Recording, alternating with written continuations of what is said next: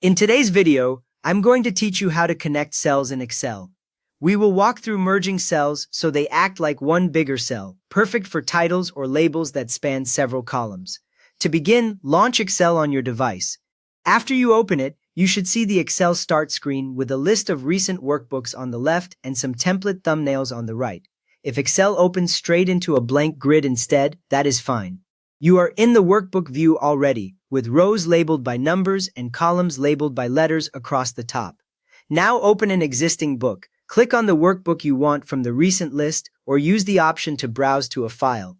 Once it loads, you should see your familiar grid of cells along with the standard ribbon tabs like Home, Insert, and Page Layout at the top. Take a second to scroll to the sheet where you want to connect cells so the area you plan to work on is visible. Next, highlight the neighboring cells you want to combine. These cells must touch each other, either side by side or stacked, with no gaps. Click in the first cell, then drag across or down to the last cell you want included. The selected cells will show a clear border around the whole block, and the active cell will still be white inside.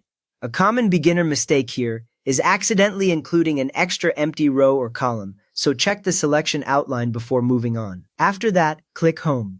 The Home tab is usually already selected, but click it once to make sure.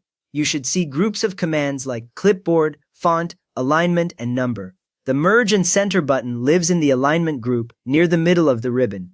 When your cells are still highlighted, watch that area because it controls how the content sits inside your selection. Now click Merge and Center to fuse them together. Excel will merge your selected cells into one large cell and center the content inside it. Only the data in the top left cell is kept. Any text or numbers in the other selected cells are removed. If there was content in those other cells, Excel will show a warning box before merging, so you can cancel if you tapped Merge by accident. When the merge is done, you will see a single cell border around the whole area, with one cell reference in the name box above the grid. Next, click the drop-down arrow next to the button for Merge Across or Unmerge. This small arrow sits directly beside Merge and Center. When you open it, Excel shows more options, including Merge Across, which merges each row in your selection separately, and Unmerge Cells, which breaks a merged cell back into regular cells.